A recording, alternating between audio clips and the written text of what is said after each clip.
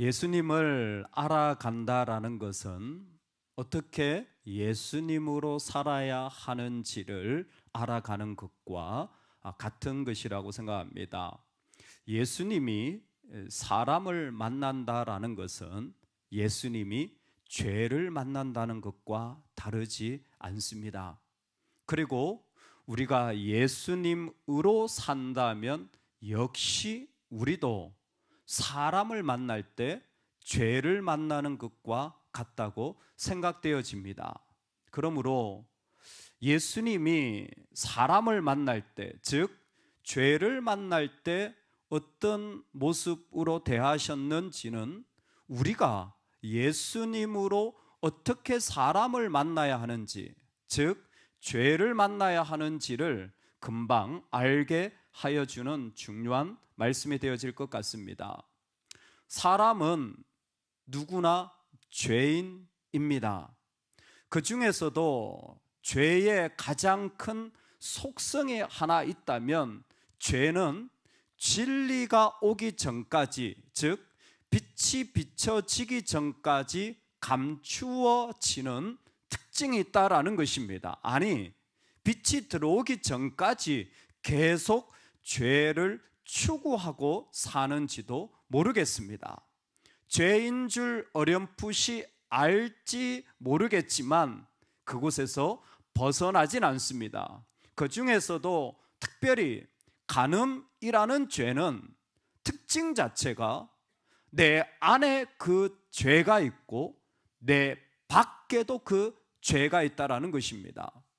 나도 간음의 유혹을 받습니다. 그런데 내가 정말 훈련하고 준비하고 열심히 노력하여서 나를 잘 다스렸다 할지라도 외부의 다른 사람에 의하여서 또한 유혹되어질 수 있는 죄가 간음죄입니다. 아무리 내가 잘한다고 할지라도 나와 상관없는 유혹이 들어올 수 있는 죄의 속성입니다. 이 간음죄라는 것을 통하여서 우리가 알 수 있는 것은 지금 예수님은 단순히 간음한 여인을 만나시는 것이 아니라 간음한 이스라엘, 간음한 인류를 만나고 계시다라는 것입니다. 그래서 간음한 여인을 만났던 하나님의 모습을 에스겔이, 예레미야가, 가장 정확하게는 호세아가 이야기해 줬습니다. 간음한 여인과 선지자가 결혼한 것을 통하여 하나님이 말씀하고 싶었던 것은 내가 너에게 장가들겠다라는 것이었습니다. 하나님이 이스라엘과 만나고 싶다라는 것입니다. 여러분, 그때 하나님이 이스라엘과 만나는 모습을 호세아는 이렇게 기록하고 있는데, 내가 에멧, 진리로 내게 장가들리니 너희가 여호와를 알리라라고 했습니다. 하나님과 이스라엘이 만나는 방식이 무엇이었냐면 진리였습니다. 진리라는 것으로 하나님을 만나야 그들은 정말 하나님을 알게 될 것이고, 그 진리가 그 속에 있을 때에 뭐가 일어납니까? 죄가 드러날 뿐만이 아니라 요한복음이 8장이 궁극적으로 말하고 싶은 것, 자유가 일어나는 겁니다. 진리가 그 속에 들어가야 그것이 빛 가운데 드러날 뿐만이 아니라 그 영혼이 자유케 되어지는 것입니다. 그리고 오늘 이제 완전한 새로움의 자리를 위하여 예수님은 간음한 여인을 만나시는 장면을 보여주십니다. 현장에서 간음의 자리가 들통나게 되었습니다. 늘 죄라는 것은 자기 중심입니다. 그래서 수많은 이유가 있었을 것입니다. 내가 그렇게 밖에 할 수 없는 수많은 이유들. 그러나 그 여인은 그 자리가 들통나게 되었고 결국 예수님 앞에 끌려오게 되었습니다. 이제 예수님은 이스라엘 가운데 상당한 존중을 받는 랍비가 되었습니다. 자, 이 여인을 어떻게 하면 좋겠습니까? 당신이라면 이 여인을 어떻게 하시겠습니까? 간단해 보이는 질문 같지만 이 자리가 상당히 어려운 자리임을 가늠한 여인을 데려온 사람이나 대답해야 되는 예수님이나 지금 다 알고 있습니다. 여러분, 죄는요, 논리로 대하시면 안 됩니다. 죄는요, 논리로 대하시면 안 돼요. 즉, 정말 내가 그 사람과 좋은 만남을 가지고 싶다면 죄인은 논리로 대하면 안 됩니다. 예수님에게 던진 어떻게 하면 좋겠습니까? 라는 것은 논리의 싸움입니다. 어떤 논리입니까? 현장에서 잡힌 여인은 레위기 말씀에 의하여서 잡히자마자 그 자리에서 돌로 쳐서 제일 먼저 발견한 사람이 돌로 쳐서 심판하는 것이 율법입니다. 적어도 예수님 시대까지 오면 간음한 여인을 심판할 권리가 누구에게 있냐면 서기관들에게 있습니다. 서기관들은 성경의 권위를 가지고 성경을 적용하는 힘까지 있었어요. 오늘 누가 이 간음한 여인을 데리고 왔냐면 서기관과 바리새인들입니다. 즉, 이 여인을 향하여 첫 번째 돌을 던질 자격 있는 사람이 그 자리에 같이 있는 겁니다. 그러니까 지금 이 여인을 어떻게 해야 됩니까? 라는 그 말 속에 이미 그 중에 일부는 손에 돌을 들고 있었을지도 모릅니다. 왜? 당연히 그래야 하는 법이 그들 가운데 있었기 때문입니다. 그런데 문제는 뭐냐면 당시 이스라엘은 이 유대법만이 아니라 로마의 지배를 받고 있었기 때문에 로마법에도 당연히 간섭을 받고 있었습니다. 유대법은 국가법보다 율법이라는 공동체 법이 먼저였습니다. 그래서 발견하는 그 즉시 돌을 던지면 되었지만 로마법은 형사소송법이라는 것이 존재했기 때문에 정식 재판의 절차를 거치지 않고 돌을 던져서 사람을 죽이면 이건 살인자가 되는 것이었습니다. 누구의 법을 따르는 게 옳겠습니까? 모세의 법입니까? 아니면 로마법입니까?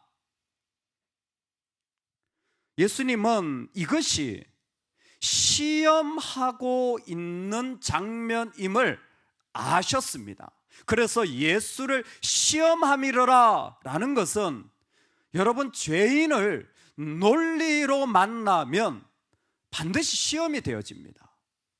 푸는 사람도 시험이 되어지고 그것을 듣는 사람도 시험이 되어져요. 죄인이 논리로 되어질 것 같았으면 예수님이 오실 필요도 없었을지 모릅니다. 왜? 가장 강력한 논리가 율법이니까. 두 가지 논리를 통하여서 과연 어떤 선택을 해야 됩니까? 이제 당신은 무엇이라고 하시겠습니까? 모세가 맞습니까? 로마가 맞습니까? 논리는 늘 옳음과 그름을 분별하게 되어 있기에 누가 옳은지를 분별하도록 요구하고 있습니다. 첫 번째, 예수님이 죄를 만났을 때 죄에 대하여 논리적 접근이 아니라 예수님이 죄를 만났을 때 하시는 첫 번째 관점은 무엇이냐면 죄는 정죄의 대상이 되어서는 안 된다라는 것이었습니다. 사람은 판단의 대상이 되어서는 안 됩니다. 우리 모두가 예수님처럼 사람을 만날 수 있기를 주의 이름으로 축원합니다. 사람을 만났을 때에 판단을 내리는 것은 사람을 만나는 옳은 방법이 아닙니다. 다시 말씀을 드립니다. 우리 예수님은 사람을 만날 때 판단하지 않았습니다. 우리가 얼마나 지금 예수님과 다른 신앙생활 합니까? 우리는 판단의 명수거든. 부부 생활에 제일 큰 어려움이 뭡니까? 우리는 0.5초 만에 다 판단해 버리거든요. 여러분, 자녀 교육의 실패가 뭡니까? 우리는 5분 만에 다 판단해서 답이 나오는 부모들입니다. 누군가를 만났을 때 이미 우리 안에는 순식간에 판단이 나와요. 그리고 우리는 그것이 똑똑하다, 지혜롭다, 능력 있다라고 하는 세상 속에 살아가고 있습니다. 오죽하면 사람이 판단이 부족하니까 챗 GPT라고 요즘은 인공지능이 다 판단해가지고 만들어주는 세상을 살고 있습니다. 상상할 수 없는 판단의 홍수 시대에 있습니다. 우리가 살아가는 자리에 얼마나 판단을 요구합니까? 직장에서 얼마나 많은 판단이 있어야 일을 할 수 있습니까? 그런데 예수님은 판단하지 않아요. 판단하지 않기 위하여 예수님이 하시는 행동을 가만히 보면 놀랍습니다. 당신은 뭐라고 하겠습니까? 주변은 돌을 들고 있습니다. 눈앞에는 예수님이 봐도 간음한 여인, 부정한 여인, 더러운 여인, 죄인이 있어요. 예수님이 누구보다도 그 죄인을 알아차리셨을 겁니다. 그런데 예수님이 뭐 하시냐면 갑자기 몸을 굽혀 땅에 글자를 쓰시는 것이었습니다. 몸을 굽힌다라는 것은 분명합니다. 노예가 하는 행동이었습니다. 나는 당신의 신들매를 풀기도 감당치 못하겠노라라고 말한 것은 사실인데, 내가 노예처럼 엎드려가지고 신발을 풀기도 감당할 수 없다는 세례 요한의 마음은 예수님을 향한 마음이었는데, 그 예수님이 지금 뭐 하시냐면 노예처럼 자기를 엎드리는 것이었습니다. 자기를 엎드린다라는 것은 자신을 노예로 만드는 논리가 있고 적개심이 있고 시험함이 있고, 그리고 그 안에 분노한 마음들이 오고 가는데, 예수님은 뭐 하시냐면 자신을 종으로 만드시고 계시다라는 겁니다. 그리고 글자를 쓰시는 겁니다. 수많은 해석이 가능한데 그 중에 하나가 예레미야서 17장 13절을 보면 이스라엘의 소망이신 여호와의 무릇줄을 버리는 자는 다 수치를 당할 것이라. 무릇 여호와를 떠난 자는 흙의 기록이 되우리니 이는 생수의 근원이신 여호와를 버림이니이다. 아마 글자를 쓴다는 것 자체가 그 땅에 무엇인가를 기록하는데 내용은 뭔지 모르겠지요. 그런데 땅의 기록함을 통하여서 이스라엘 가운데 하나님이 있는가 없는가를 확인하는 것이 예레미야의 관점이었던 것 같아요. 그런 관점으로 보자면 예수님이 자신을 종으로 만들어서 지금 이 자리에 하나님이 계신가? 하나님이 계시거든요. 예수 그리스도가 하나님 그분입니다. 그런데도 불구하고 이 행동을 하시는 거예요. 하물며 우리겠습니까?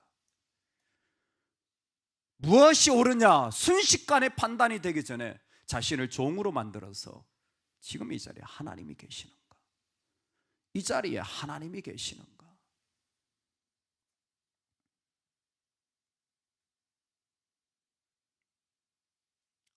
그리고는 그들에게 말합니다. 뭐라고 말하냐면 죄 없는 자가 첫 번째 사람이 되어라. 돌을 칠 때 원칙은 발견한 사람이 먼저 치는 겁니다. 그게 원칙이에요.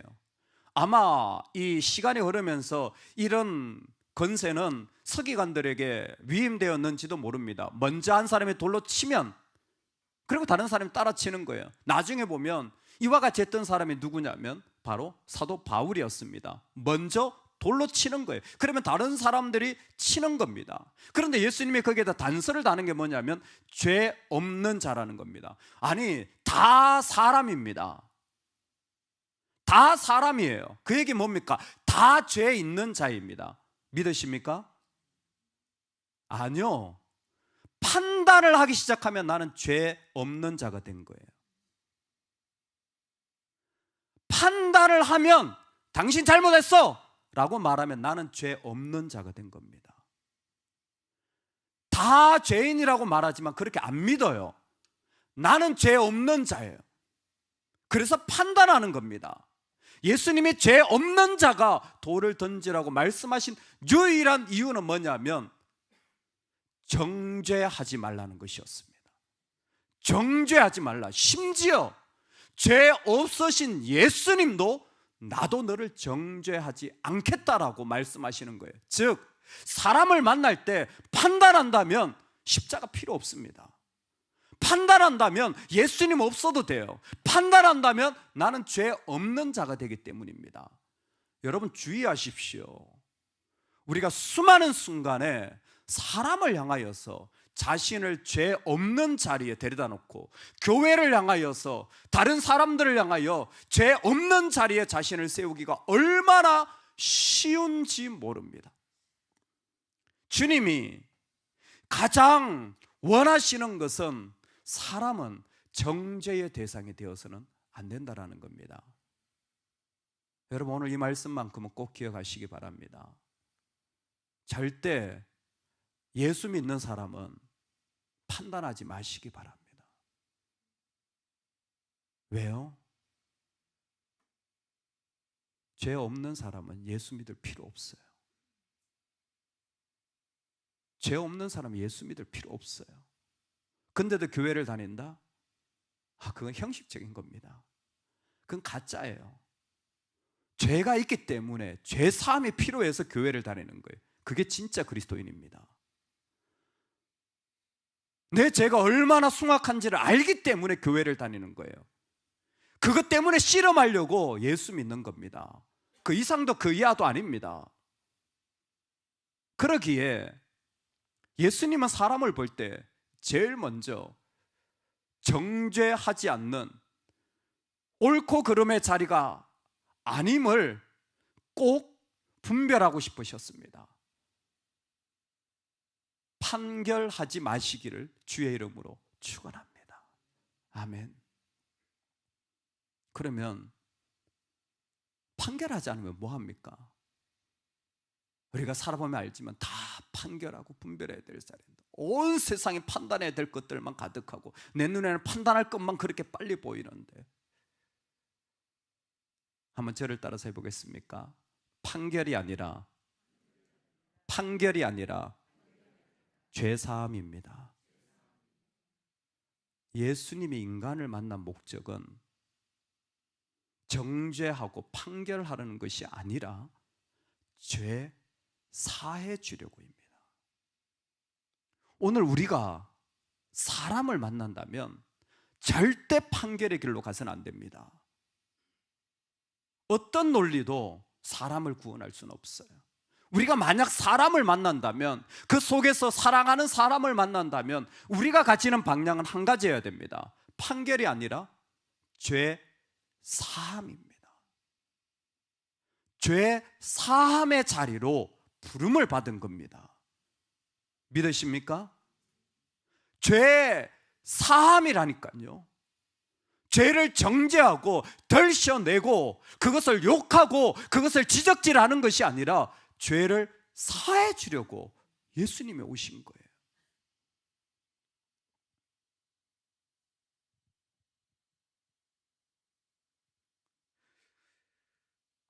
죄 없는 자가 돌로 치라 라고 말씀하신 데에 다시 땅바닥에 무엇인가를 글자를 쓰십니다. 원어적으로 보면 이전보다는 훨씬 더 예수님의 행동은 단순해지고 수월해지신 것 같습니다. 그런데 그때에 그 글자를 쓰는 동안에 예수님의 말씀을 듣고 사람들이 하나 둘씩 양심의 가책을 느껴서 떠나갑니다. 그리고 그 여자만 남습니다. 그 여자만 남아요. 죄인이죠. 즉 이제는 할 말 할 수 있는 겁니다. 그 여자만 남은 거예요.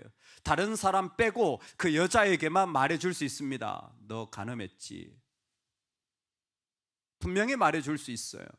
예수님은 다 아셨을 겁니다.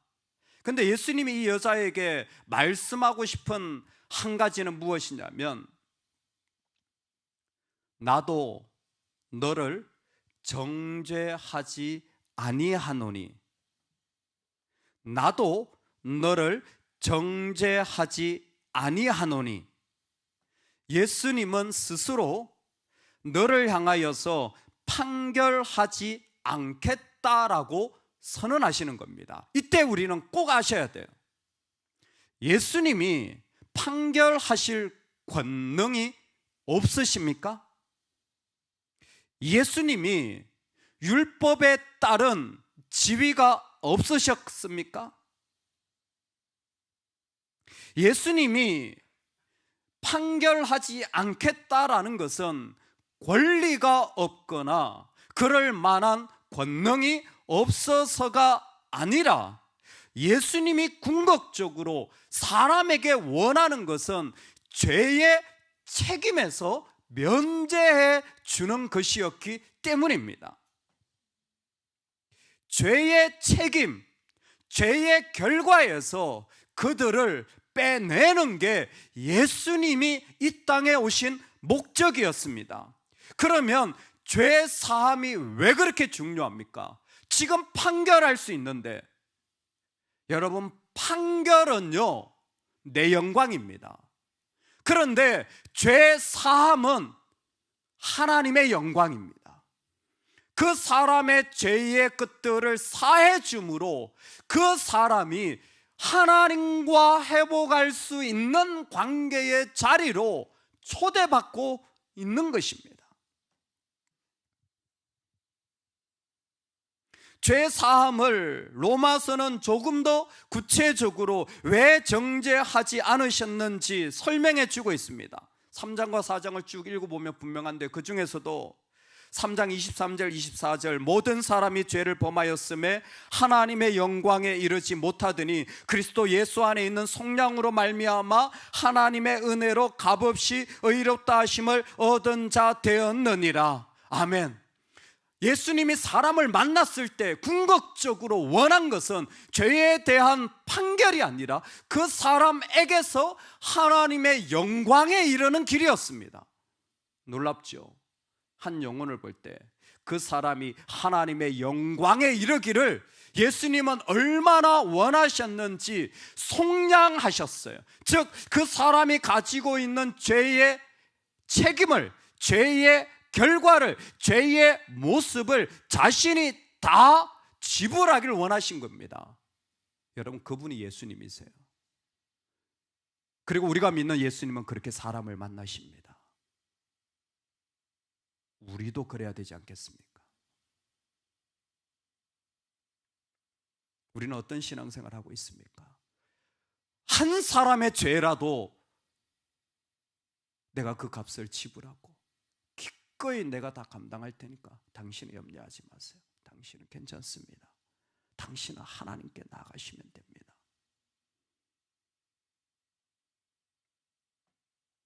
수많은 오류와 수많은 부정과 수많은 죄의 현장을 보면서 괜찮습니다. 내가 받은 은혜를 생각하며 이 정도는 아무것도 아닙니다. 괜찮습니다. 당신이 하나님께 나아갈 수만 있다면 얼마든지 제가 그 값을 지불하겠습니다. 예수님으로 산다는 건 이 말 아니겠습니까? 예수님은 사람을 만날 때 옳음이라는 논리로 만나신 것이 아니라 제일 먼저 나는 판결하지 않겠다. 판결하지 않기 위하여 내가 노예처럼 나를 만들어도 하나님 계신 것을 확인하며 나는 그 자리에 서고 싶다. 판결이 아니면 뭐하냐? 죄를 만났을 때 중요한 건, 악함을 만났을 때 중요한 것은, 어려운 일을 만났을 때 중요한 것은 책임지는 거야. 책임지는 거야. 당신 뜻대로 하세요. 책임은 내가 질게요. 당신 원하는 대로 가세요. 책임은 내가 질게요. 진짜 믿음 좋은 예수 믿는 사람이라면 뭐가 좋은 줄 아세요? 항상 말해주는 거예요. 내가 책임질게요. 내가 책임질게. 염려하지 마. 내가 책임질게. 원하는 대로 해. 괜찮아. 왜? 나는 내 영광 원하지 않거든요. 여러분, 우리가 이 실험해야 되는 거 아닙니까? 근데 진짜 내 영광 원하지 않나요? 아니요. 이미 다 판단해서 나는 죄 없는 자가 되고 내 영광의 자리, 아니 그 정도는 아니더라고 할지라도 내가 옳은 자리에 서서 조금 더 내려오기 싫은데요. 그러니 오늘 예수님을 만나고 살아가는 삶, 주님이 우리를 부르시는 겁니다. 어떻게 부르십니까? 나도 너를 정죄하지 않을 테니까 다시는 죄를 범하지 마라. 다시를 죄를 범하지 말라는 게 뭡니까? 6장의 표현에 의하면 그리스도를 따라가는 자가 되라는 겁니다. 그냥 단순히 책임짓게가 아니라 그 사람이 거룩으로 만들어지는 자리까지 섬기는 것입니다. 주님을 안다고 한다면, 적어도 주님을 믿는다고 한다면 그 안에 이런 부르심이 있는 것 같아요. 한 사람을, 그 사람을 만났을 때에 말할 수 없는 죄의 이야기들을 예수의 이름으로 내가 짊어질 뿐만이 아니라 그 사람이 거룩으로 세워지는 자리까지 기꺼이 함께 동행하며 걸어가주는 사람이 되어지는 거예요. 예수님은 그렇게 사람을 만나셨습니다. 그리고 오늘 우리를 그 예수님의 제자로 초청하고 계신 줄로 믿습니다.